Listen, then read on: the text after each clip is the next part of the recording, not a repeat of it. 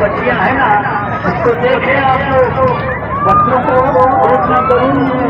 देखने के बाद एक आकर्षण पैदा हो जाएगा कि हाँ हम इस देश के अंदर कुछ करके दिखाएंगे, कुछ अपना बन के दिखाएंगे।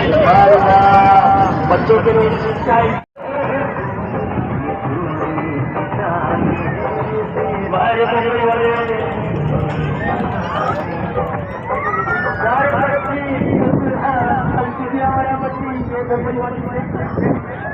बच्चे को आगे बढ़ के